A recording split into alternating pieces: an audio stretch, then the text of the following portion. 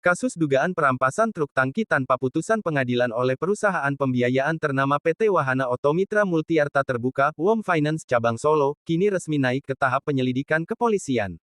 Setelah sebelumnya dilaporkan ke Otoritas Jasa Keuangan (OJK) Jawa Tengah dan Polda Jateng, kasus tersebut kini resmi didisposisikan ke Polres Boyolali dan mendapat perhatian khusus dari Kepolisian Daerah Jawa Tengah. Berdasarkan dokumen resmi tanda terima laporan pengaduan nomor STPL 446X/2025 Satreskrim, yang diterbitkan Polres Boyolali pada tanggal 17 Oktober tahun 2025, pelapor berinisial AAS 30 warga Kabupaten Semarang, melaporkan WOM Finance Cabang Solo atas dugaan perampasan dan/atau penggelapan.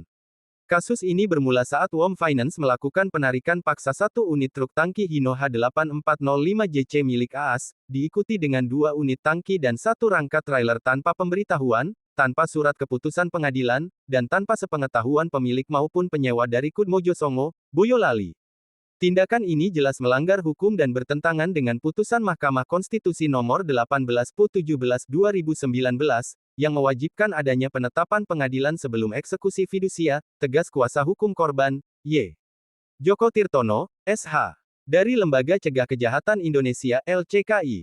Diduga ada kemufakatan jahat antara WOM Finance dan debt collector. Dalam proses investigasi, muncul dugaan kuat adanya kemufakatan jahat antara pihak WOM Finance Cabang Solo dengan sekelompok debt collector (DC) untuk melakukan penarikan unit kendaraan secara ilegal.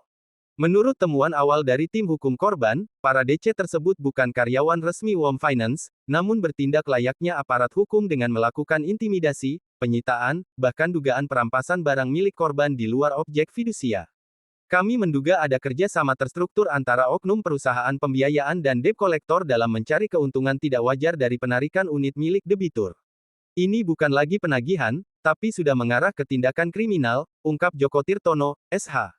Ia menambahkan, modus seperti ini diduga dilakukan secara sistematis, di mana pihak leasing memberikan imbalan tertentu kepada DC setelah berhasil mengambil alih kendaraan, bahkan ketika kendaraan tersebut tidak sepenuhnya menjadi objek fidusia.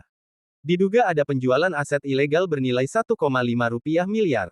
Dalam laporan tersebut, AAS menjelaskan bahwa kendaraan dan peralatan yang disita memiliki total nilai mencapai 1,5 miliar rupiah. Ia mengaku sudah membayar 12 kali angsuran dari total 36, dengan nilai pembayaran lebih dari 160 juta rupiah. Namun, meski pembayaran berjalan baik dan hanya mengalami keterlambatan 3 bulan, WOM Finance justru melakukan penarikan sepihak. Yang lebih mencengangkan, 2 unit tangki yang tidak termasuk dalam objek fidusia juga turut diambil dan bahkan diduga telah dijual kepada pihak lain tanpa hak.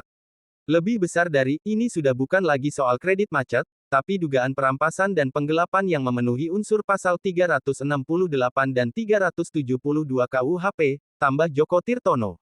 Ya, selamat siang media. Jadi hari ini adalah undangan pemeriksaan klien kami terkait perkara kita melaporkan di WOM di Polda, terus di referensi untuk diperiksa di Polres Boyolali.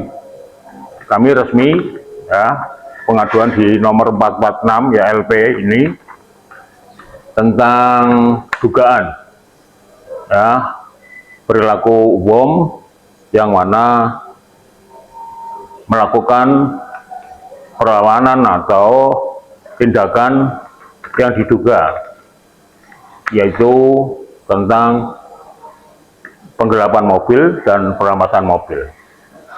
Klien kami tentang 1 unit truk dan 2 tangki muatan susu, hanya keterlambatan 3 bulan, ya, pinjaman 340 sudah dikembalikan kurang lebih 165, tinggal kekurangannya kami pun juga sudah minta waktu dan bisa ternyata sudah diambil dilelang tanpa ada putusan dari pengadilan negeri setempat.